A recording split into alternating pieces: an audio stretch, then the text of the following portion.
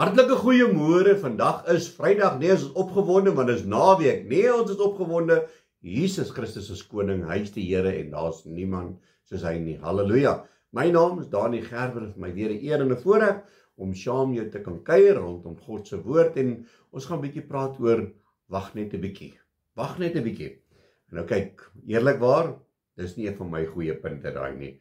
En my vrou sê, kyk my ma bly by ons, so sy sê, ek kan sien, hierdie appel het nie ver van die boom afgeval nie, want my ma is net so kort van draad. So moet dit nou nie vir haar sê nie, maar sy het net so kort die meertjie aan haar.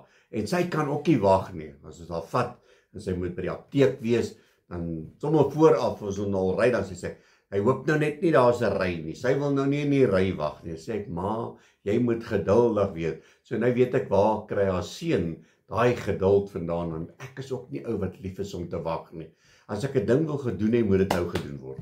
As ek iets wil hê, dan wil ek dit nou hê. Ek wil nie wag nie, want die ou is nie goed met wag nie. En ek is seker, ek is nie die enigste nie, en my ma is verseker nie die enigste nie. Daar's baie mense wat nie kan wag nie. Nou kan ek onthou, ek is baie lief vir motorfietsse, en ek kom by my vrou, en ek wil so graag hierdie motorfiets hê, en sy gaan kyk, bietjie toe hoe dit, sy sê, okay, einde van die jaar, dan is dit reg, dan kan jy hierdie motorfiets hê.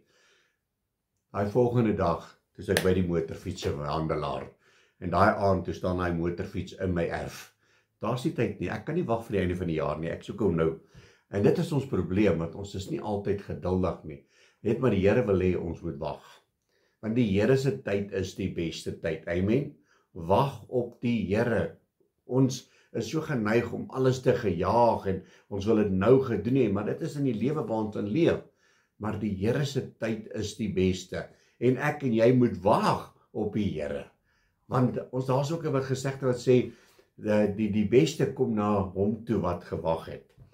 So as jy vraatsig is en jy gaan eerste wil hê, dan kry jy, maar jy kry nie die beste nie. As jy wag, dan kry jy die beste.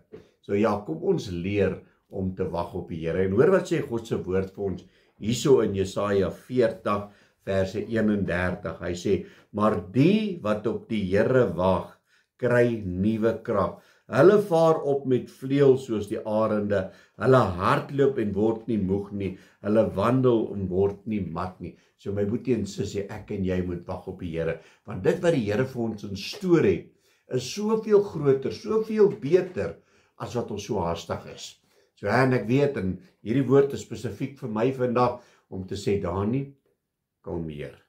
Bid bietjie, Galasiërs, nie, dat ons bietjie vra vir Here, lankmoedigheid, sagmoedigheid, selfbeheersing, geduld, sodat ons kan ontvang die beste wat die Here vir ons wil gee. Laat ons nie oorhaastig sal wees nie, want 'n oorhaastige hond verbrand sy mond, nee, jy al daai nog hoor. So kom ons wag op die Here. Amen. Kom ons bid saam. Halleluja, Here Jesus, baie, baie dankie vir u woord. Ja, Here, dankie dat u ons vandag net weer 'n bietjie leer van wag net 'n bietjie. Here, want ons weet, toe Lazarus opgestaan het uit die dood uit, Here, was dit nie te laat gewees nie, dit was op die regte tyd, Here, want u is nooit laat nie. Here, so het u ook vir Abraham en vir Sara op die regte tyd ouers gemaak. Here, ons ek dink miskien dit sal te laat, maar Here, u tyd is altyd die perfekte tyd.